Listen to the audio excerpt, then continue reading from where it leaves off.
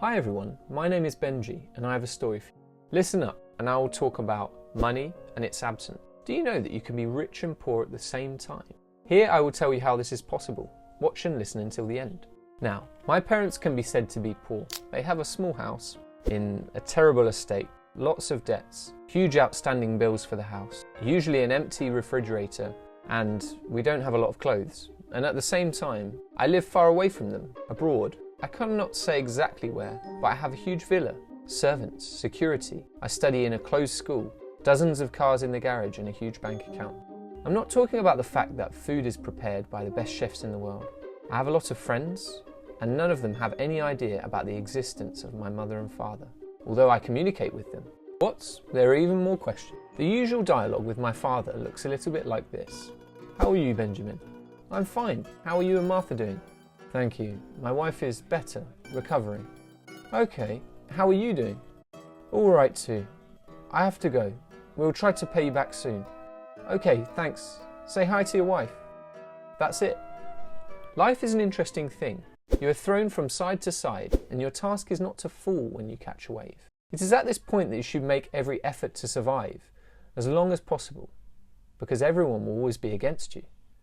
Just a couple of years ago, when my parents and I were living together, celebrating my mother's birthday in the Maldives, having a great time, breathing deeply, we could not imagine what lay ahead of us. We have risen very high. My parents are business people, and it's in their blood. They have made so much capital in their entire lives that I was afraid to imagine how much money we actually had. Also considering the fact that I'm an only son. My money was not controlled by anyone. My dad replenished the credit cards once a month. I barely had time to spend the money. At that time I had a lot of friends, and my best friend was named Arthur. Yes, brother, I look at you and wonder how rich my folks are, but I don't even know how much they give you for pocket money. You could buy yourself a yacht in 6 months with such extravagance. Or 3. What? Buy a yacht in 3 months? What? Am I still driving your Bugatti? We can go for a ride there tomorrow. I just bought it yesterday. Today it was washed. I'll bring my swimming trunks tomorrow. Who should we call? All of them. I threw the biggest parties. We were even wrote about in the press. Life seemed to be like a fairy tale, but in reality. However, there was a downside to this coin. I did not finish. Along with the acquired property, my parents made a lot of enemies. They were big shots, and this is why we had personal security. Every member of the family. At first, I was stressed by the escort. One day, the tyres of my car burst whilst I was driving. I'm sure it was one of the enemies doing. Although everything was fine, fortunately. Arthur was driving, and he's a very experienced driver. Since then, I go everywhere with a guard. So, these enemies have always attacked the business, burst our tyres, set up trouble with competitors, tried to destroy my parents' business for good. But my dad was too smart, and for this reason we still kept afloat. However, everything was to come to an end, and so it happened to us. One beautiful morning, a group of people came to our house. We knew they were Liam's people, one of my father's greatest enemies. He asked for a conversation with my father in the office. They closed the doors, Dad kicked out the guards, and they spent a whole 3.5 hours there. I managed to eavesdrop a little bit on the end of the conversation from outside the door. I didn't think you were smart. I guess I underestimated you. All right, you've got it, Liam. We're lost. I'm glad we've found a compromise. That's funny. A compromise is a solution that suits both sides. In this case, you leave me penniless. All that I have honestly earned in my life, you take away from me. And you call it a compromise. That's life. Your wave has passed. Now it's my turn to sit on the throne. Goodbye. Goodbye, Liam. The door opened, and the unwanted guests left. I had a million questions in my mind. My father came out of there, sad and broken, but he only showed it when Liam had left the house. Then the 3 of us sat in his office, Dad, Mum and I, and Dad told me the news. I have to give all of our possessions to Liam. What? But of course. How so? That's impossible. Honey, you know me. I've been in business so many years, and believe me, in this case, we can't do anything. This is the best solution, to go on his terms. Tomorrow, I will officially declare us bankrupt, close the entire business, and give all the keys and real estate to Liam. The reason of the failure, we'll sort out with the PR team. Dad, but maybe there's a chance. Yes, son. One of these days, I'll prepare the papers for you. We will no longer be your parents. You will be taken over by my old friend. You do not know him. No one knows him. And so much the better. You'll be in good hands. What? You're giving up on me? No way. What does our son have to do with it? I won't give it up. I understand everything. But you can trust me. My head was a mess. My mother and I didn't understand what was going on at all. Why did everything happen so suddenly, so abruptly? But I knew my father and trusted him, so I did as he said. The next day, we were officially declared bankrupt.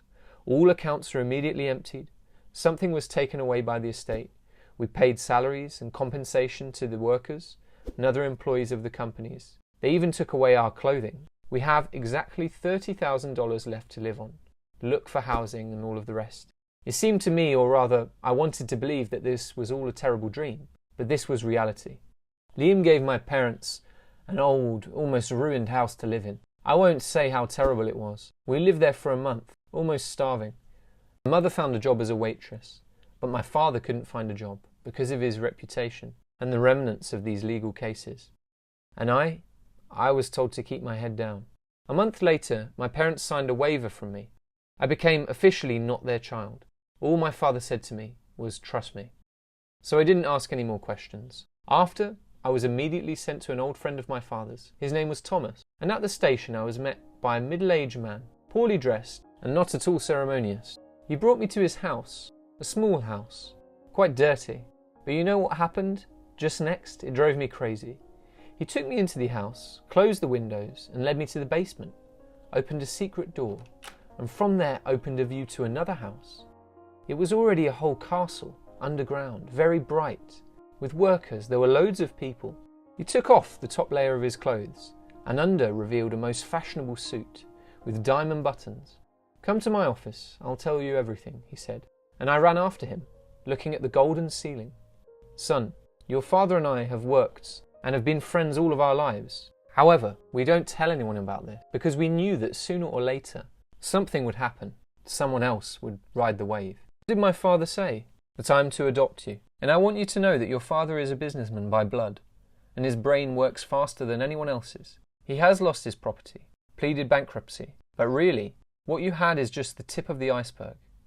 I won't tell you everything because I don't know much myself, but what your father told me is to live to the fullest, to pretend that you don't know them as parents.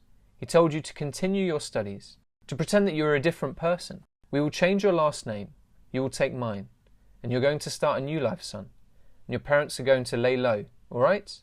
I said yes, and after that I was given some documents, other bills, in the name of Uncle Thomas. I lived under his care, needed nothing, and officially cutting ties with my past friends and family, for the sake of the future.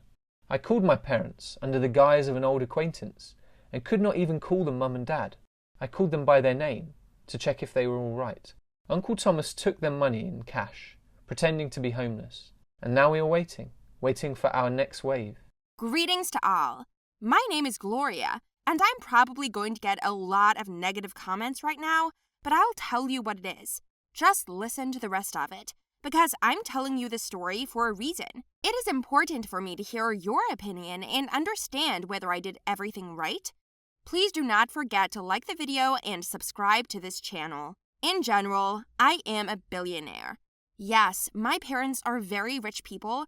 We had a luxurious house, a lot of cars, expensive clothes, our own servants, and I even had my own driver. When I was born, we already had money.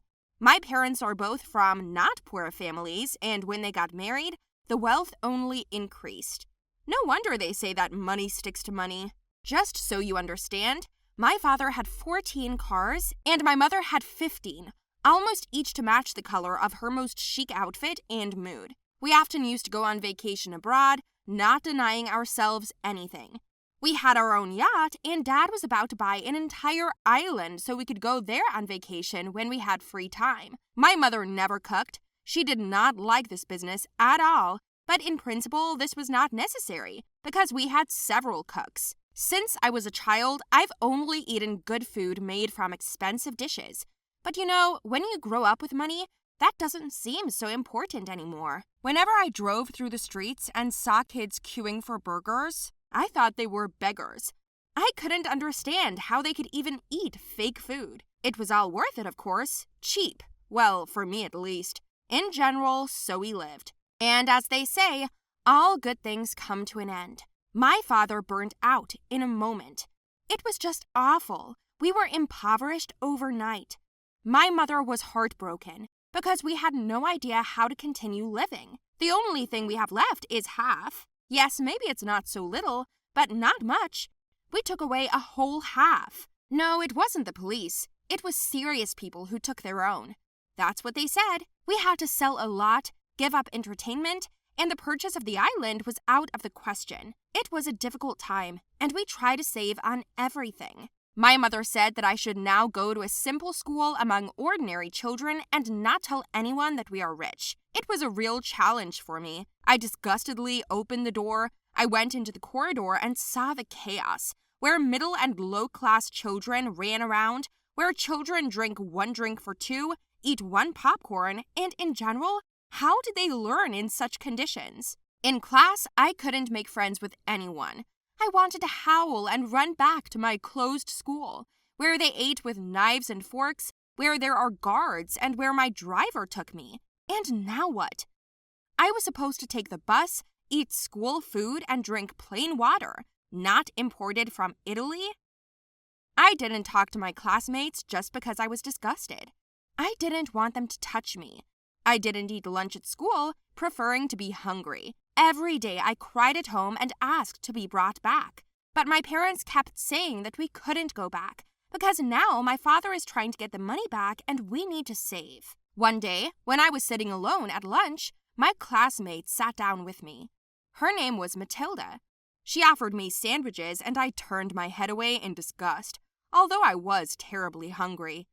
To be honest, it looked delicious, but my pride wouldn't let me. Matilda took half of it and pushed the other half toward me. I asked her why she was so kind to me, to which she replied, "Why not?" Her answer surprised me.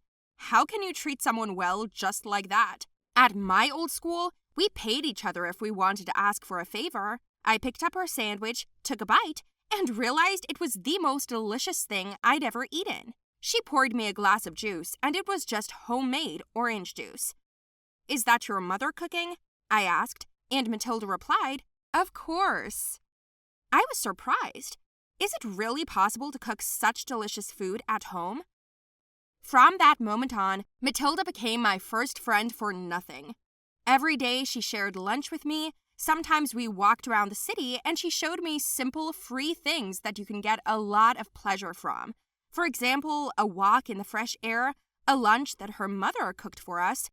Matilda taught me to ride a bike. I tried a burger for the first time and washed it down with a Coke. My new friend showed me a different life, and it didn't turn out to be a bad one. When it was her birthday, I pulled out my savings and went to her house. Everyone gave her gifts, and I brought her money. There was about $1,000, and you know what? She refused to take it. I was very surprised, but she said that she knew about my family, financial difficulties, and that we are billionaires. "You need more money now. I invited you just like that," she said. I came home and asked my mother, "Are there people who do things not for money?" But my mother shook her head. She said that this does not happen. Everything in this world is based on money. I thought about it again, and then I texted Matilda that she was my best friend, and she texted me back.